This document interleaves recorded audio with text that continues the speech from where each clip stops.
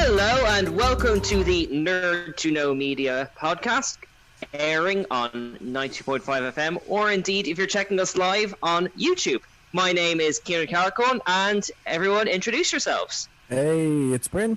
Hey, it's Art. Hi, it's Katie.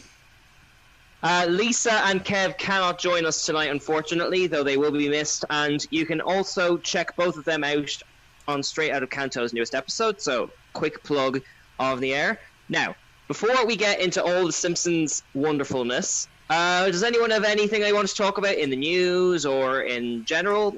Bryn, we'll start with yourself. I have no real news. I've nearly finished rewatching Gravity Falls, which has been a complete joy. Sorry. Yeah, no, that's the standard response to hearing someone. That was a big overreaction. Yeah, it's the standard response for hearing someone who's watching Gravity Falls again, so I completely understand the enthusiasm. Fair. Actually, it's Keen that said it. It makes sense. Yeah. Gravity Falls is great. It's arguably the best animated show that Disney has made in the last 20 years, so... And underappreciated to this day. It is underappreciated, I'll give you that. It's like... It's basically Gravity Falls, then Gargoyles for me. Oh, Gargoyles is such a good show. As the best Disney show. So good. Also, Jonathan Frakes can do anything. So, it's that's what Gargoyles is so good. But, yeah, that's basically what my last week's been like. How about you, Dara? Oh, outside of Simpsons. How about you, Dara? Got some good news today. Well, yesterday, that Dead by Daylight is getting an update. With Silent Hill update. I saw that. So that's really exciting. I love Dead by Daylight. I don't know if anyone watches the Let's Plays on Twitch, but I play a lot of Dead by Daylight. Have you played it, Katie? No, but I'm gonna now. We're getting Pyramid Head. I'm buying it just for that. Well, I actually got it for free because it was one of the free games that the PS4 were giving out a little while ago. But what's great about it is, like, basically you play as different killers and you have to hunt survivors. It's an online thing, but they're kind of like weird knockoffs sometimes. So you'll have like they have like Jason and Freddy and all that kind of stuff, but they don't actually call them that. They call them different names, but they're still them. Like to put it into perspective, right? One of the survivors is Ash Williams from Evil Dead. But some of the killers, some of the killers are the Trapper, the Wraith, the Hillbilly, the Nurse, the Shape, the Hag, the Doctor, the Huntress, the Pig, which is actually my main is either the Trapper or the Pig, because the Pig's from Saw, and you get all the powers that you can do where you can dive and like put the bear trap on them and stuff. It's awesome. Is this the one that's like, it's like, is it 4 against 1 or something? Basically, you're just hunting like 6 people. 6 people, yeah, and they're all running around barns or whatever, trying to stay alive till morning. Exactly, it's super fun. But like, if you get your some are easier than others, some are harder than others. But once you find your main, you're kind of sorted. But I play this a lot, and I think it's great. But with Pyramid Head, and particularly, they're going to bring in some Silent Hill levels, so that's pretty fun, and I'm excited to see that because there's very little happening. And the fact that this is getting an update like in a couple of days, it's like pretty much going to make June. Because I was supposed to be in Florida in 2 weeks, which is horrible, and I'm going to be really sad. Damn that plague that's happening right now that we can't mention. Curse you, lockdown. Or we'll get demonetized. But you, COVID. There we go. We're demonetized. Sorry, Bryn, can you do that again? Because it looks like you're holding Homer Simpson's chainsaw. Yeah, I mean, I keep getting emails from like Aer Lingus and stuff being like, book your next holiday with us, and I'm like, no. It's like, when? But yeah, that's some good news that happened. So if you haven't played Dead by Daylight, Katie, you'd really like it, but it's a very hard game to get into, but once you get into it, it's like phenomenal. It's one of the main games that I play. I also got back into Deus Ex, the sequel Deus Ex Mankind Divided. It has the exact same problem as the first one, where it has the worst loading area ever, and you're kind of stuck in it. And then after that, it's a lot more fun. So I'm in the fun stage of the game now. And yeah, and then we had Star Wars news, which I won't touch on too much. It's not really Star Wars news, well, it kind of is. I want to believe that this time, I really do.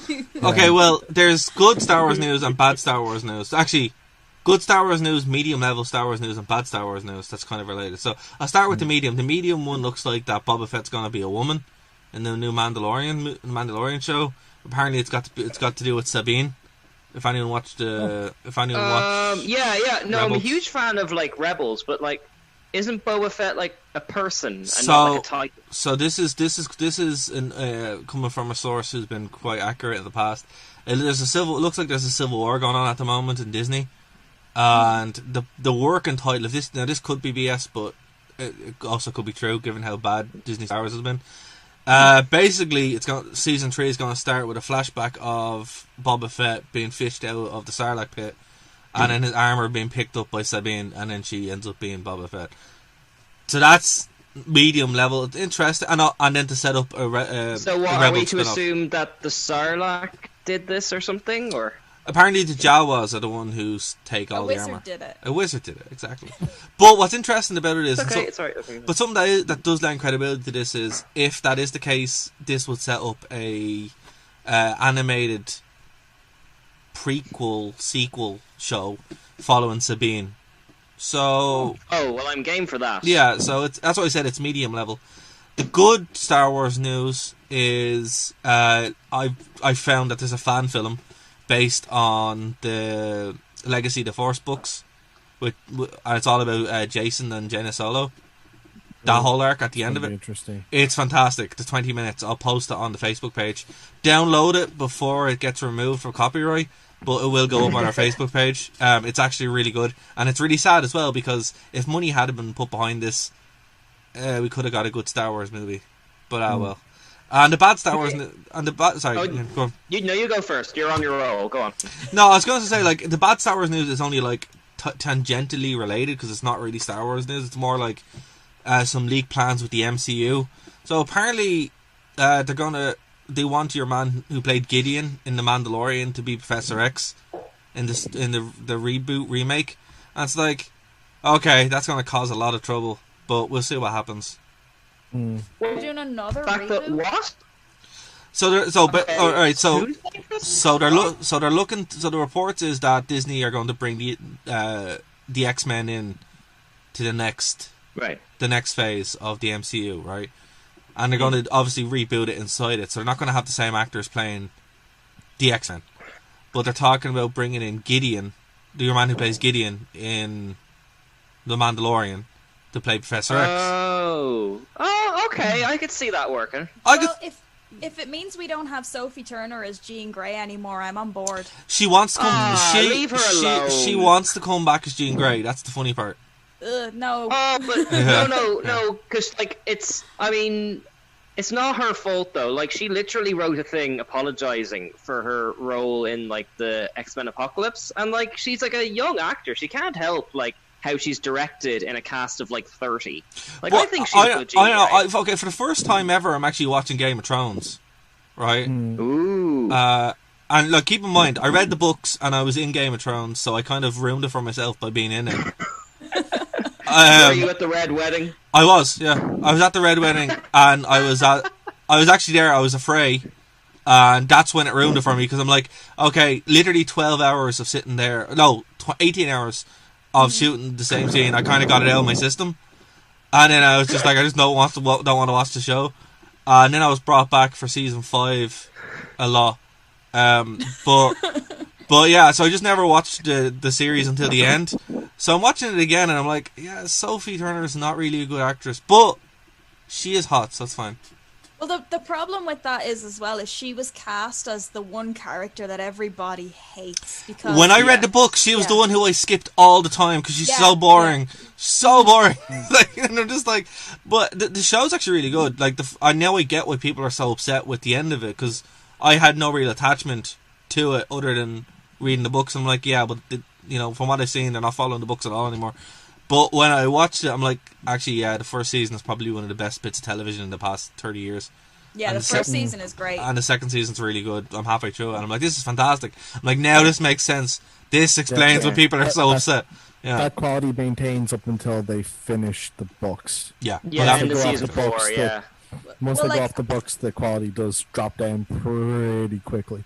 I never read any of the books, but I watched up until about the end of season 5, and for me the ending of season 5 was so meh that it just didn't warrant me picking it up again. I was kind of like, all right, I'm not bothered with what happens anymore. It's funny actually, so I was called up to shoot season 5, and when I got there, your man was like, oh hey, you know who's just in here? I'm like, who?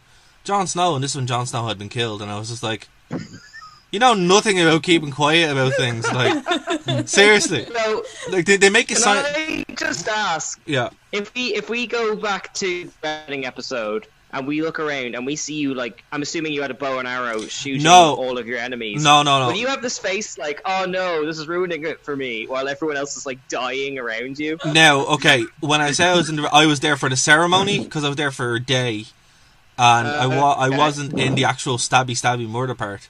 I was in the boring wedding part, and then I was actually a body double for Rob. Because at the same time, no way. Yeah, because the other way they set up the cameras, that they need a body double because they're not going to hire an actor to do that. So I was there because we had the same body type at the time. So it was pretty interesting. But when I was brought back, I was a wildling, like a wildling white.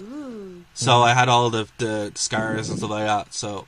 Yeah, that was fun. Game of Thrones is a lot of crack to be in. When we do get to the Radioactive Man episode, I really want to talk about that because that becomes more true the more film stuff you do. it's the most true episode ever Of Game of Thrones. Of anything. Radioactive Man episode of Game of Thrones. No, the Radioactive Simpsons. I didn't The Simpsons. Sorry. season 4 and I've read the books, but I don't know what happens later. Yeah, Radioactive Man's main character in season 7. Exactly. Yeah. Yes. Well, to be fair, it would have been better than anything they did. Oh, it would have been so much better. Yeah. But yeah, They would so have fought Silly Sailor. You know, I mean, who doesn't want to see that? but Look at my range. Dr. Clownius is a good name to go by as well. But yeah, like, so that was it. So that's what I've been doing outside of working. I've been kind of catching up on some stuff which I didn't get a chance to before. At the moment, there's a really good documentary on Sky about the McDonald's monopoly scandal. That's pretty fun. It's called Macmillions. If you guys get a chance, watch it. It's like a 6-part series. And yeah, it's been covered to death on the internet, but there's actually money behind it, and it's laid out a lot better, so check that out. Which is appropriate because they're opening all of the McDonald's drive-thrus next week. I know, I thought it was tomorrow, and I'm like, well, that was fast, and then I realised I'm a bit ahead of everybody else, so it's just like, right, what day is it anymore? I don't even know. I thought we were like halfway through June, like. What year is it? That's what it feels like. Look at the beard that me and Keane have. The shared beard. Collectively. This is the longest beard I've had in years. It's ridiculous.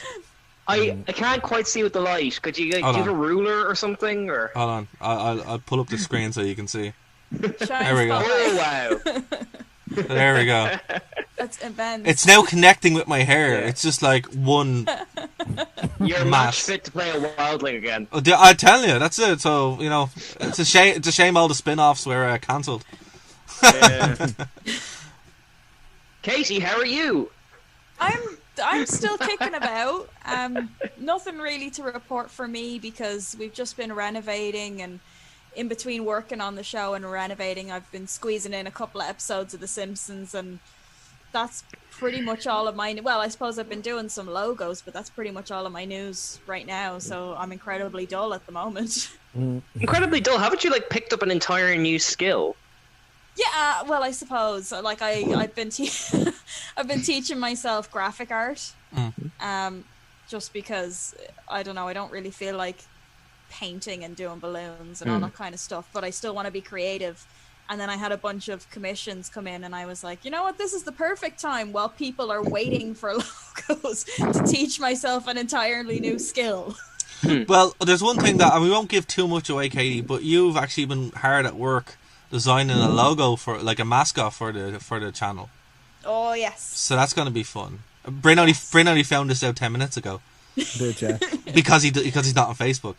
Yeah. So just, but seriously, like, leave comments why Bryn should be on Facebook below. And subscribe and hit the bell. Join us, Bryn. It's bliss. But yeah, I guarantee you, I will not read any of them. I heartily endorse this event or bullying. cyberbullying's okay once it's for Bryn. On Facebook. On Facebook. Other than that, it's not. Don't cyberbully. Well, if you bully him on Facebook, he won't get the benefit. That's fair. That's fair. Unless we like screenshot it and send it to him.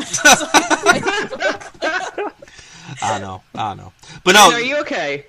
Yes, I'm fine. I should warn the two of you. He is wielding. He is. He's wielding an axe and a hockey mask. A chainsaw. He's gonna cut us all some delicious brownies. To be fair, how good did those brownies look on the show?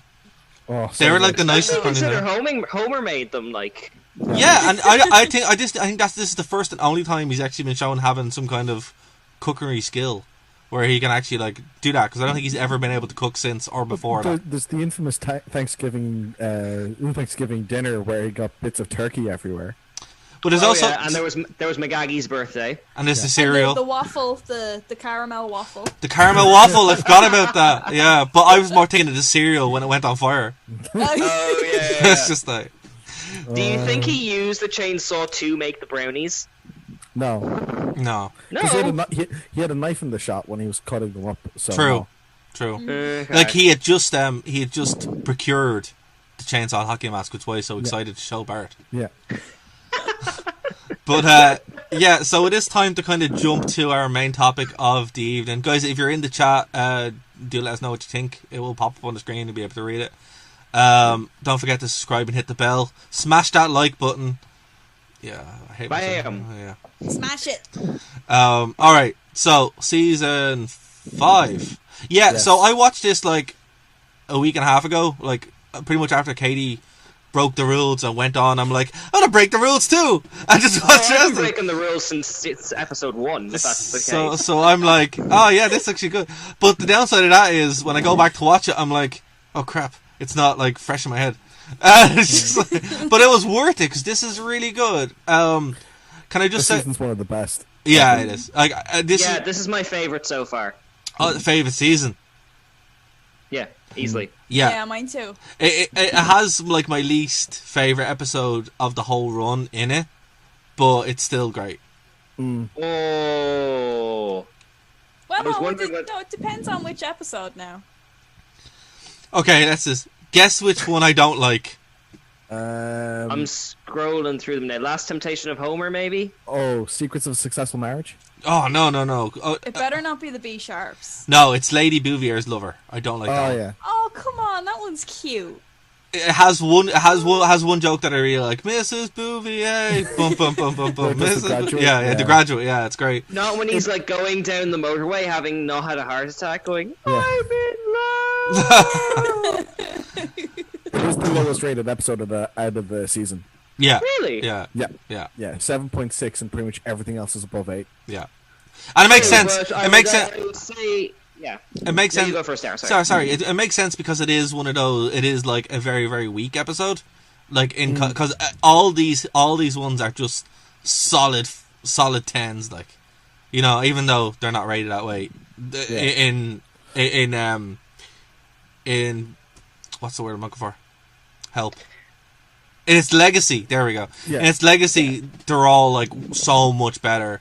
And I think like this one has probably the most quotability factor of the whole lot. Very few celebrities as in like no one is really named as such, but there are a bunch of celebrities in this. And also our control of celebrities being used really only applies to the B Sharps episode because the Beatles are in it. And David Crosby, if anyone knows that is. But like other than that, there isn't really anyone else. There's the episode of Mindy. Yeah, but she's not named. Oh yeah, of course, Michelle Pfeiffer. But she's not Michelle Pfeiffer. She's Mindy. Yeah, and that's what I mean. Okay. Oh, I see what you mean. So celebrities playing themselves, right? Yeah, exactly. One as well, like. Which one? And the one where they go to space. Yeah, but no. Okay, yeah, fair enough. Okay, so where do we want to start with this? Let's go episode by episode. Okay. So first episode, as you said, Katie, you were the one about the B Sharps. You love the B Sharps, right? But yeah, like it's. It's my favorite episode overall. Of the whole run. Yeah, I'm a massive Beatles fan, right. But I love the episode even before I was. So now there's just like I get the double benefit of loving it and also getting all the references throughout it. Okay. So yeah, I love it to bits. I think this is probably the one I could recite from memory, more or less. Plus, like, he basically wrote the song about Maggie, which is adorable. Yeah. Exactly. Look, it's a good one. It's one of the first. I think it's the first time you see Homer's musical abilities appear, out of nowhere. But then again, it makes sense because Lisa and Bart actually at some point as well. Yeah, but this was the past though. Like, he could have lost interest in it between the 8 years in which, passed or whatever. When was it? Like, Lisa was like 2 or something like that. Yeah, something like that. Yeah. Well, but like, you can lose the interest in music, but you still have the skills. Exactly. Yeah. Well, maybe you do. Some notable parts in this are not only the Beatles stuff, but just the weird 80s references that are like chocked throughout. A lot of hatred here at the Grammys. They don't like the Grammys.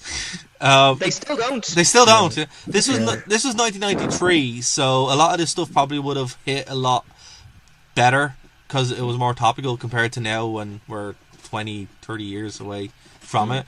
Oh god, that's a long time ago. Well, I mean, with the Grammys, like, it's just like the way people talk about the Oscars. Like, people who are in the culture will always find that it doesn't represent what it is very well, one of my favorite parts of this episode is how they discover Barney.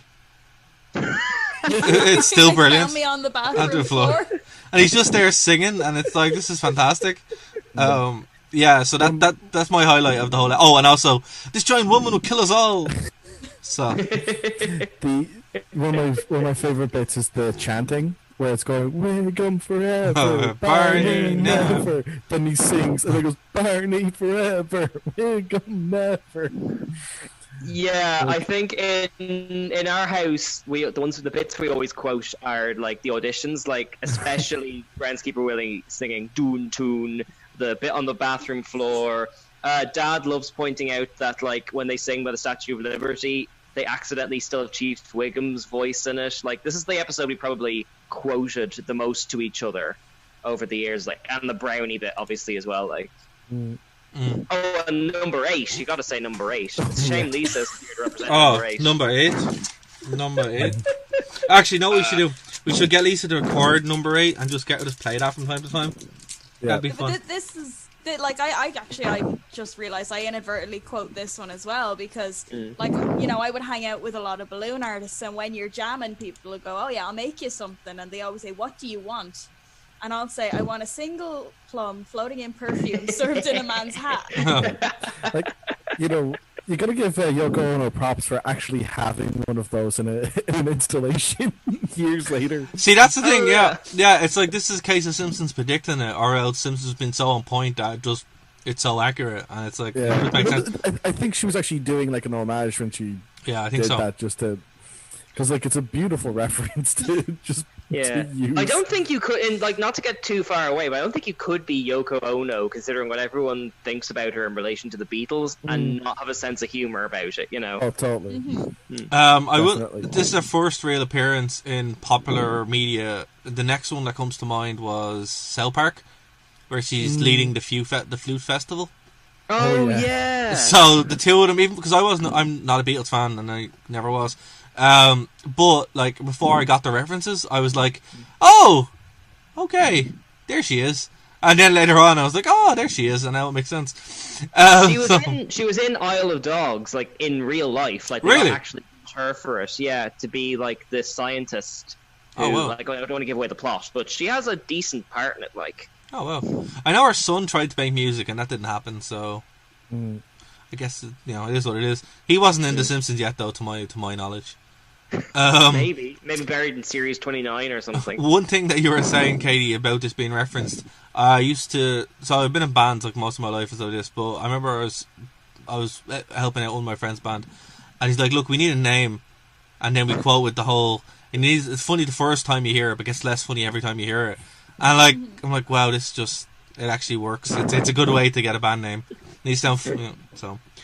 The next one is the highest rated of the whole, not only season, but the whole series almost, is Cape Fear. Cape Fear. Oh, yeah. This is my favourite Sideshow Bob moment of all It's time. my favourite Sideshow Bob episode. It's just beautiful. Like, it's so great. I love this one, but my favorite SpongeBob Bob one is actually the one where he goes to Italy because it's really funny. I know you're a defender of later era Simpsons, so I'm surprised to hear. With massive asterisks, like parentheses and provisos. So it's like defensive to a point, but there's some you just can't. Yeah, that ain't the hill worth dying on. I know that you've got your issues with Star Wars, but I think you're going to lose a lot of people very quickly if you defend season 21 or whatever. You can't, but you can easily defend up to about 13, and then it's a losing battle. So you just can't the show ruins itself. But this one is great. I love the ebb and flow to it, the opening.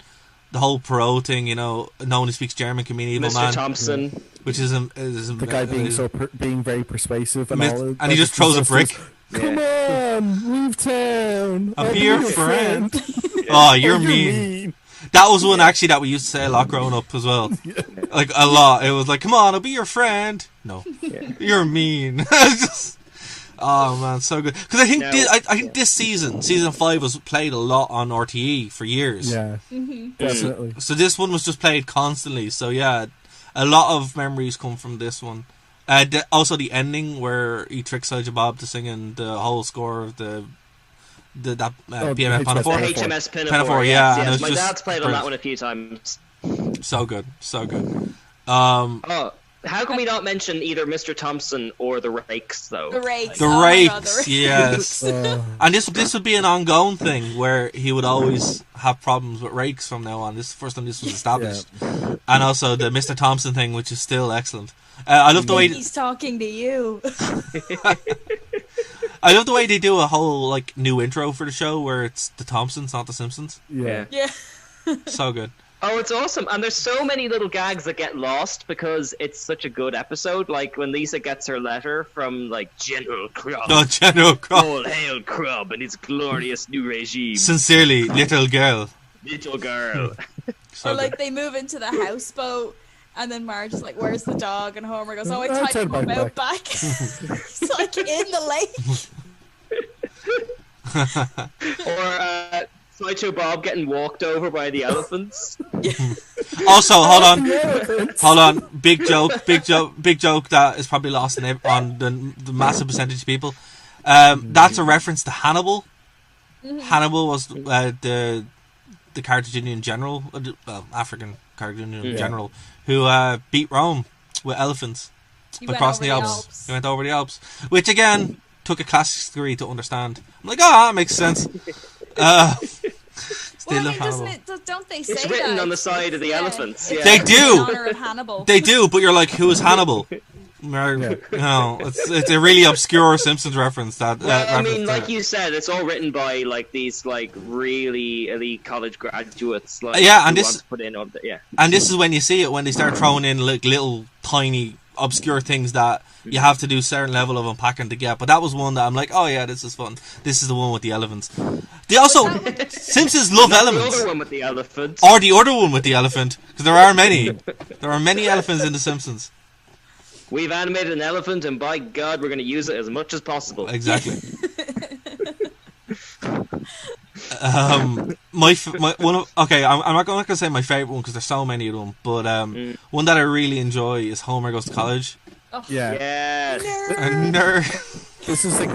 This is one of those episodes that I would describe as being in the category of it had good hustle. That's why it was so hard to cut it from my top 5. Oh no, it has to be purely for the for the whole nerd thing in it. Yeah. Where they're just living with them and it's so funny. Dungeons and Dragons for 5 hours. You're hanging out with nerds. I must say, we're probably going to hit peak Irish Simpsons fans meme overload with this. With this season. This season is is where, and I think it is because this was shown on RTE all the time, for a good 6 years. This was the episode, this season of The Simpsons that was shown over and over and over again. I would give to go back to that. Oh yeah, it was good times. Good. You had Yu-Gi-Oh and The Simpsons at best. It was perfect. This was great. I mean, that's the way I didn't get my leaving cert studied for right there. See, you didn't believe in the heart of the cards, King. That's why. That's why. It's your own fault. Yeah. Seriously, how cool were we? We were what we'd go home from school to watch Yu-Gi-Oh and then go to supervised study. So cool, guys. Yeah. So cool. Of course, yeah. I'm gonna be like the odd one out, and you're gonna take away my nerd card. But I never watched Yu-Gi-Oh.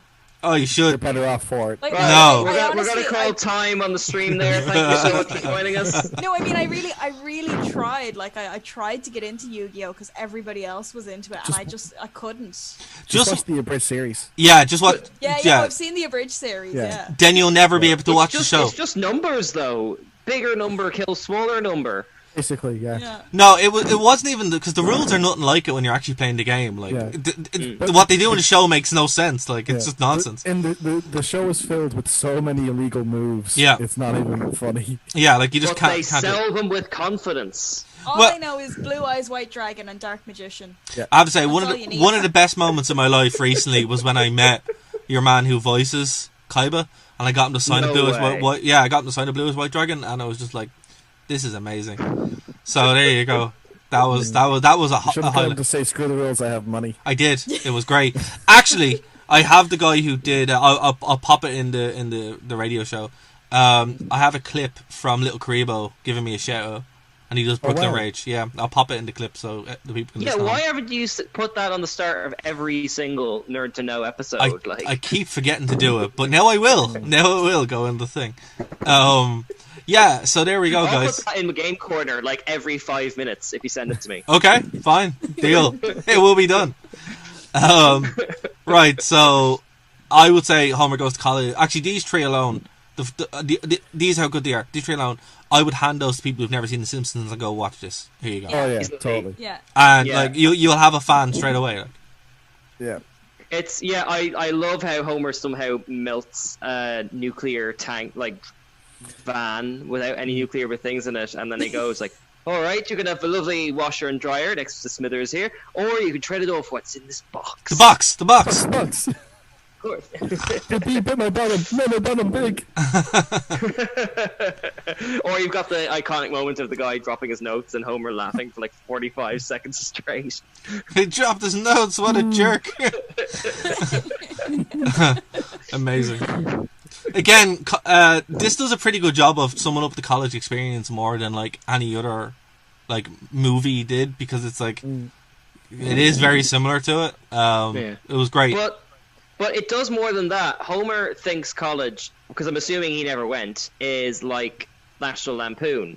So he keeps projecting that onto a normal college, and he thinks like the cool dean who's like a bass guitar player is like a crusty old stuff. Yeah, ironically enough, coincidentally, like the dean you get in Futurama, like, you know. So there's that extra layer if you've seen all those like films, like. It's just like the crusty old dean, and he's just like a super hip dude. Yeah, so funny. Bass player for the Pretenders. Sorry about that, hitting you with my car prank. I just love the way the carpet and throw him off a bridge. Homer's pranks are just attempted murder. Like that's just what it is. And we missed seeing Itchy get killed for once. Yes, we missed it. They'll never let us show that again. Thanks to the rock tumbler. What is a rock tumbler? I don't know. I think it's a 90s nerd thing. I was actually just about to ask the same thing, but I was like, they already took my nerd card for not watching Yu-Gi-Oh! Like, I can't do this anymore. I wish I hadn't said that. I would have said the rock tumbler is like a thing from Yu-Gi-Oh! I'm sure there's a card that's called Rock Tumbler. Like, I'm pretty sure. Shock me. I'm pretty sure there's a Pokemon card called Rock Tumbler. And it's like Pikachu pushing a load of Geodudes and Lisa's going to watch this and scream at the screen because we don't know it. That's what's going to happen. I guarantee you. She's like touching her cards, going, "How dare you? How dare you?" Google is telling me that rock tumblers are machines used to smooth and polish rocks. And there we go. There you have it. What's he doing with rocks? Well, apparently they're used for like jewelry making and stuff. Oh, we have to talk about the days they have the dial-up thing. To use the phone, like that's a gag that just people won't get. No, it's like making weird noises. Those weird noises are computer signals, and you're like, oh man, this is gone. Like it's weird, right? Because again, like peak Simpsons doesn't date, except for with technology. And this is one time where it actually dates itself because it's making a joke about technology that doesn't exist anymore. But like it was like that. Everybody who had a computer, you know, your mum would come in and go, "Get off the computer! I need to use the phone." You have internet time. Yeah. I think I had that way up to like 2003, 2004. Like you just sit there and do that 1 minute of it, like talking to itself. Yeah, just fun times. And then that's it. Yeah. Okay, so Rosebud is a very elongated Citizen Kane reference. But it's beautiful. It is great. It's fantastic. Yeah. But if you see again, like I didn't see Citizen Kane until I was an adult, and I didn't get it. I still haven't. So. It's two. I still haven't seen it. It's a two sitting job. You're saying you haven't seen it, but if you've seen episodes of The Simpsons, you absolutely have. Oh, you have seen it, yeah. Well, absolutely have seen it. You bring up an excellent point there because, like, I discovered the Beatles through the B Sharps. Like, you know, for The Simpsons was an introduction to culture for the rest of us. Like, like, see, and sorry, Bryn, just before you get into it, this was the problem. This is why I believed Guys and Dolls, Hooray for Hollywood was in Guys and Dolls. Because they had so much goodwill built up. Yeah. It always comes back to Guys and Dolls. Because I haven't got over it. It's Guys and Dolls. It's been 10 years. I still haven't got over it. I wish I had video editing software so at the end of this we could like edit all of these moments together. Just do a compilation of Guys and Dolls. Do the music from Guys and Dolls.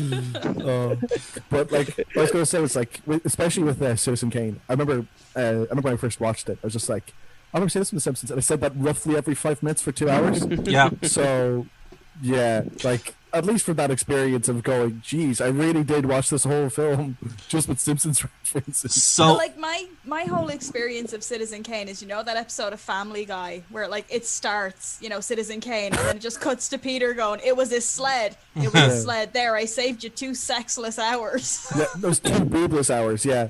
So, hours and also, there's no Kane in Citizen Kane. No Kane. To it. Wait a minute, there was no Kane in Citizen Kane. I actually watched that episode there the other day because it was on. I was like, I'll watch a random episode. But we will get to that. So look, Monster Mutt 93 has popped in on the chat saying, I remember my sister yelling at my mom to get out the phone because she wanted to use the internet and check her emails. And another one was, speaking of The Simpsons being an intro to culture for years, I thought A Streetcar Named Desire was a musical. So did I. So it's not. It is now. It's an opera. It's an opera by Andre Previn. But that came after The Simpsons. Once it has New Orleans in it. Yeah. Sorry, well, it would, yeah. Right, so Treehouse of Horror, this is the first, like, really good. Really, really good. Oh, are we skipping over Rosebud, though? Because there's a big sequence where the teddy bear, like, goes through the Arctic and ends up in World War II. Oh, yeah. And it's all your fault. It's with Hitler, and it's hilarious. It's pretty good. And then, I think, I even just run down the super... Hold on, 1 second. 3 moments. Like, but 1 second. I just realised something. That teddy bear has the same arc as Captain America. This is all your fault. You never give up, do you? Beats Hitler and then ends up in the Arctic. Yeah. Ooh, a head bag. Those are full of heady goodness. Heady goodness. Please, you've got to find a better way to retrieve ice. I lost 4 men on this expedition. If you can think of a better way to get ice, I'll happily hear it. I know that we've still got like 18 episodes to go, but like, I mean, so many meme moments like Smithers and Mr. Burns' sitcom and stuff. Oh, yeah. Yeah. This is the problem. We're gonna get to like series 12, and there's gonna be nothing to talk about. No, that's not. So hold on. In this series, hold on. Listen, Kane. No, do not badmouth season 12. All right, you can badmouth season 14 all you want. Just leave season 12 alone. All right, season 22. There we go. Yeah, that's fine. That's fair. That's a fair target. I should clarify, I do not know which episodes come from which series. This has been an interesting experience doing these series, like, you know. Thank God for the lockdown. Yeah. Where nothing happens. Okay, now Treehouse of Horror. Yeah. Right, so this is the best Treehouse of Horror, I think, in the entire run. It is, because it has obviously Homer with Donut going to hell, which is a brilliant little montage. The Gremlin on the side, which is a Twilight Zone reference. Yeah. Which I didn't know for years until I actually watched the Twilight Zone. and then there's obviously a Dracula reference from the movie that came out in the 90s with Keanu Reeves. So who wants to jump in here, guys? Let's go for it. Yeah, I'm just gonna start with the devil one. I just love the fact that like Homer and everything's like when he realizes that like he can't, he doesn't have to finish the donut, but he doesn't think enough to go, I'll just throw it in the bin and not have to worry about it. I love the sign that says "Daddy's soul donut. Do not eat. Do not eat." It's like, why is it in the fridge? Lock it up in the safe or something. Don't just Yeah. Also, Monster Mutt says the bus gremlin is iconic. Yes, it is. Yeah, absolutely. Yeah. I really like the pick of Ned Flanders as the devil because like Homer and him really come out of a relationship early on. It just sort of becomes a bit more generic as it goes on, but I think it's really cool to have him, and there's some genuinely good animation when he like turns into the devil in like in his like nuclear power plant office and all that kind of stuff. There's some really or like when he casts the donut onto his head and he turns into a skeleton. There's some really cool stuff in this one. Like, oh yeah, they really went wild with their but that was always a cool thing that they managed to do with these. They always kind of pushed their boundaries of stuff they normally wouldn't get to do. So you like donuts, do you? We'll have all the donuts you want. He's just like, nom. And he's just so happy, like, his little feet are like dangling. It's so funny. It's amazing. Months and Mud timed in there. There's something kind of touching to the ending of that one as well. That turns out that the devil never owned Homer's soul. Marge did. It's very good. Well, because this is the thing. Like, the only way you could ever get out of a pact with the devil would be to outsmart him. Like in all of the stories, it's always that he was tricked somehow. Yeah, exactly. Yeah. Like particularly in Ireland, anyway, where most of those stories come from, it's always someone was tricking him. Like, so yeah, look, like this is so good. This could be a whole episode by itself. Like, just how good this episode is. But go for it. Possibly first appearance of Uther on the bus as well. I think so. I think it is. I think he's been there before, but I don't think they've given him as much time. Maybe, but this is the first they referred to him as the foreign exchange student before he gets his name, so it had the feeling of an introduction of sorts. Also, the stereotypical German chocolate's pretty funny too, or the things that he's eating, which looks gross even still. You're like, oh god, when Bart licks it and he's like, oh, we're friends now. It's like, oh my god, that's it. That looks horrible. Some good old cruelty against Hans Moleman, always good for a laugh. Oh yeah, definitely. The crippling pain that he's in every day.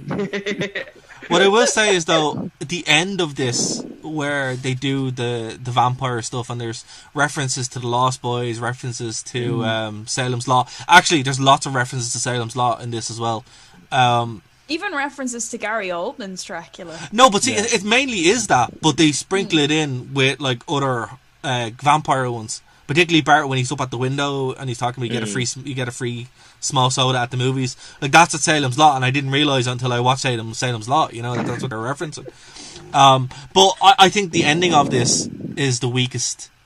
It lets it down completely. The Snoopy ending. Really. Yeah.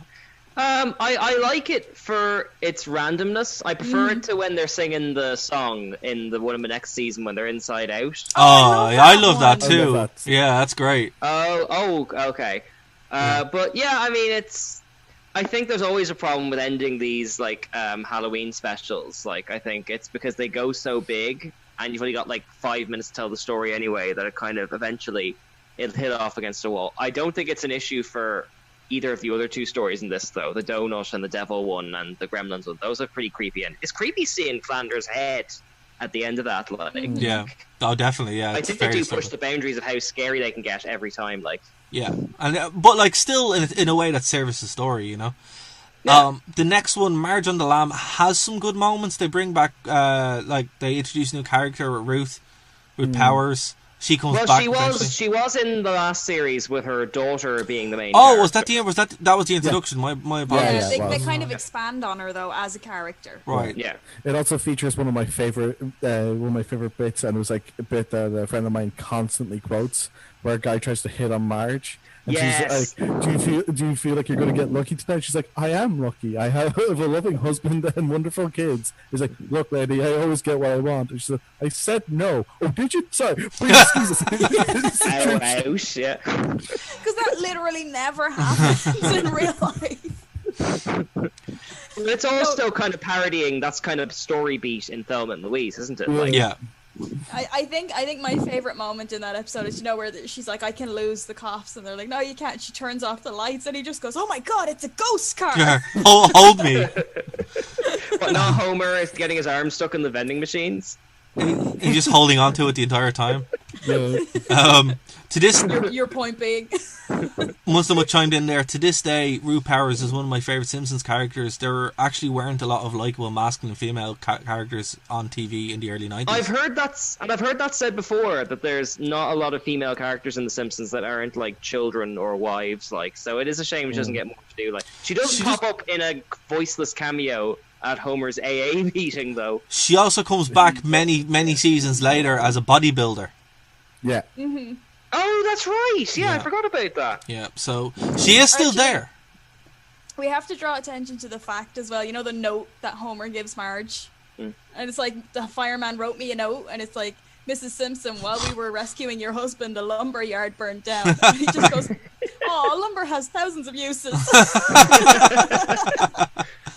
And actually, like, because, like, not to kind of get too into the weeds of it, but, like, I love Kent Brockman's, like, talk about a women uprising in Revelations when, like, they're essentially kind of like very petty crime is being reported on the news, like, it's in Revelations, people. Oh man, I also very good performance here from Lionel Hutz, where he's the babysitter. Oh yeah, he's burning all his papers. Miguel Sanchez. So good, so good. Oh, look at him. He's in a high-rise building. Oh, look, he's even wearing a belt. That's television for you. I just love cans, my precious antique cans. I just love how Lionel Hutz now is just full on, just like, you know, a total shyster. Like, he's just, you know, there's no pretense anymore. He just is, you know, going through trash. There's definitely a descent. Like, Lisa pointed out, like, how over the series, like, I think in the last episode, over the series, Krusty becomes increasingly desperate for, like, appearances and things, and I think the same as of Lionel Hutz. His standards just lower and lower. They weren't in a high place to begin with, by any means. No, they were not. But, he was chasing ambulances in his first episode. Literally, and it just ascended from there. But Bart's Inner Child, guys, I love this episode. It's only rated 7.7, which is one of the lowest. I think that's because it was one of the ones that was played less, but it is excellent. And it's actually really got good. A lot to say. It's a very heady episode if you kind of look for it. It's really good. Also, one thing I forgot as well, sorry, I talked about earlier on, once someone reminded me, James Brown played himself in this, and he was a guest voice, so, yeah, he is in this episode. It definitely, it's a really good episode in its own right. I think it is, in the scheme of the run, one of the weaker episodes, but that's just because something has to be weak when everything's so strong. Like, it has Be Like the Boy. Yeah, you're right. It's We Like Roy. We Like Roy. Yeah, like that alone. It's so good. Yeah. And also the reference of how the Do As We Say festival was brought in by German settlers in the 40s. It's just... It's so good. It's so good. Yeah, and if anything, I would say the sort of like self-help, fix your life with these 10 tip things is much more prevalent now than it was in the 90s. Like, I think it's aged wonderfully in that way. These like, and they have a little speech about it at the end. The sort of quick fix culture, like. I'm trying to. Oh, and the Rainbow of Unhappiness has definitely got to get a shout out. Also, eat my shorts, young man.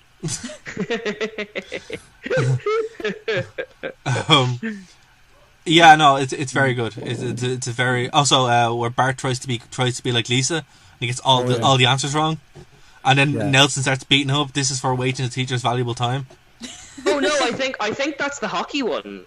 No. This one. No, it's this one. It's this one. If I'm going to be more like, oh wait, it could have been. Yeah, I think you're getting the episodes because I remember Lisa coming to rescue him, and yes, you're right. Saying, I apologize. Fight my battles anymore. I apologize. You're right. This is gonna happen increase further we go. See, I actually watched the hockey one yesterday, so that would make sense. Okay. Yeah, there's the. But yeah, There was another bit as well with this where like Homer puts Bart into the float and they're driving away, and it's just like that sequence of Skinner then going, they're slowly getting away.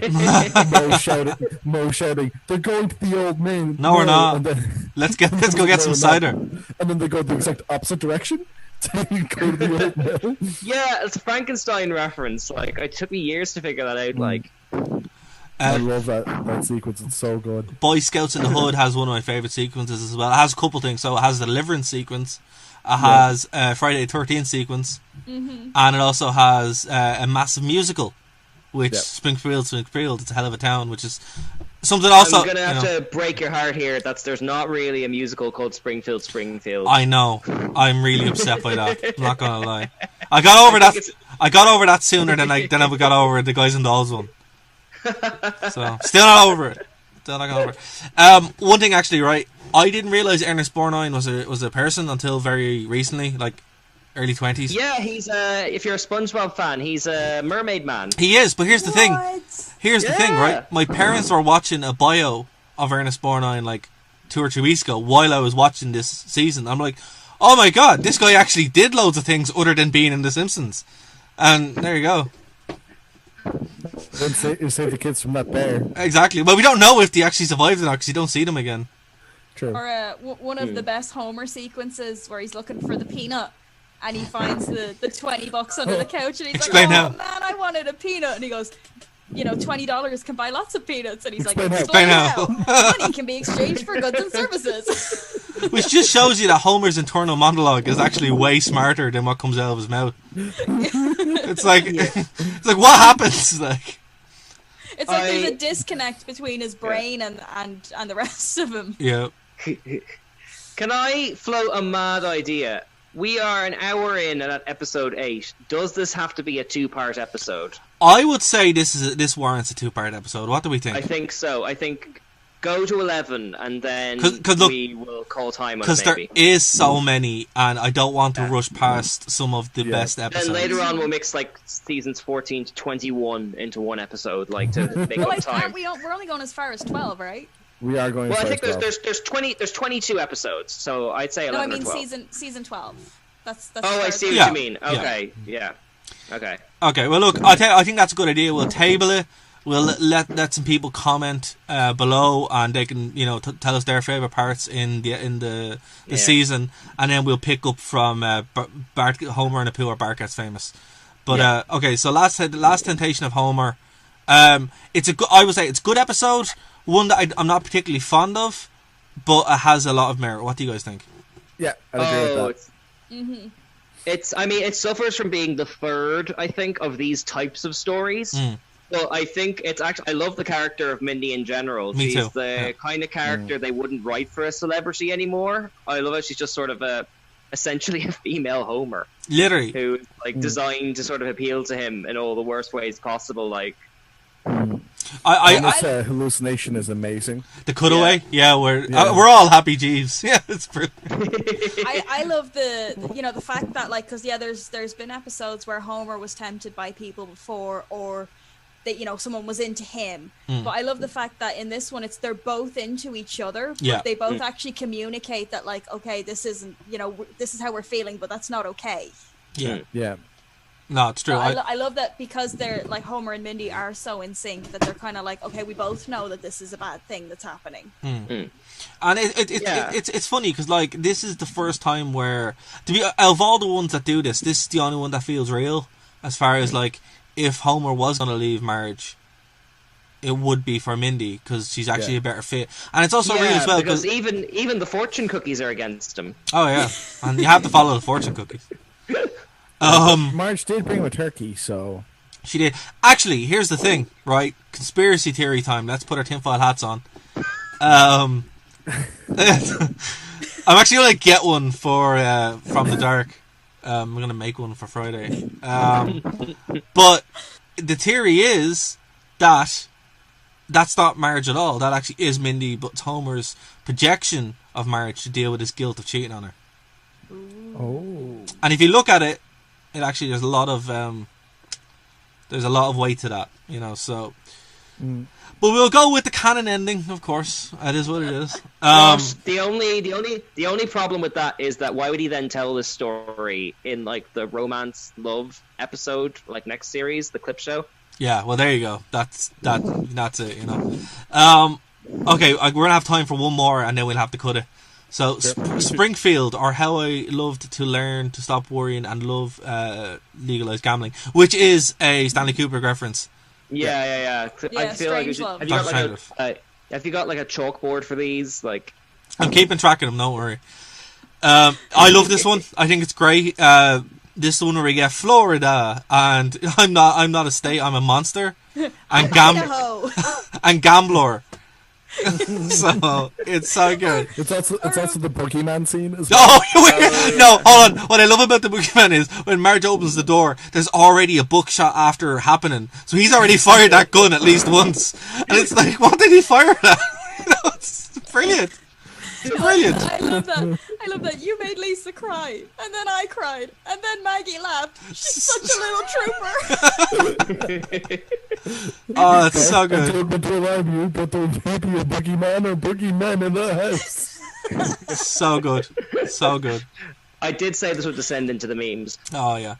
Well, Keen, you called it right, because we're at episode 10 here, and there's still some of the best. There's still 12 episodes to go, so this is going to be our first two-parter episode. I don't think we've ever done that before. If anything, it's an endorsement of the series overall. That it really is. A two-parter, like. Yeah, there's just so much to talk about. Oh exactly. God, it's just so brilliant. Like, Bart makes his own casino. It's so good. What are you gonna do? Make your own casino with your own little friend in your treehouse with your little friends? Well, he sure showed me. Hey, last time we talked about the representation of the Irish, and no one's beaten up the fact that Burns cripples an Irish guy in his bumper car in this episode. Well, and laughs about it for like 3 minutes. What was I laughing about? The Irish boy crippled. Oh man. But you know, what I say is, if anyone hasn't seen season 6 of The Simpsons, do. 5. Season 5 of The Simpsons, do. See season 6 as well. If you haven't seen season 5, do. It's one of the strongest ones, as we've talked about. It's so strong, the fact that we have to split it into 2 episodes. So we'll pick it up next week, guys. Before we get out of here, is there anything you want to plug? Bryn? I do not have anything to plug really at this time. So I'll hand it on to the next person, which I believe will be Cian. Oh, thank you. I suppose new episode of Game Corner coming out Friday at 1 o'clock, or if you're listening to this on Phoenix FM, yesterday. But in either case, it's available now. Okay. Katie? Yeah, we have another episode of Doing It for the Exposure coming out this week. If you're listening now, it's coming out tomorrow at 1 o'clock. If you're listening on Phoenix FM, it's out 2 days ago. In the past. In the past. It's already out. Go find it. Exactly. Guys, an episode, if you're listening to this now, an episode of From the Dark, our second episode, is on Friday night at 7:30. Check it out live. We're going to be talking about time travel. That's going to be fun. Whoa. Bring your time travel device or tinfoil hat. Either one is acceptable. And also go over to nerdtoknowmedia.com. Gonna work on some updates to that soon. And Nerd to Know Media on YouTube. Please subscribe and click the bell. That helps us a lot. But from everyone, guys, we'll see you next week for more Simpsons here on Nerd to Know Basis, Nerd to Know Media. Bye, guys. Bye. Bye.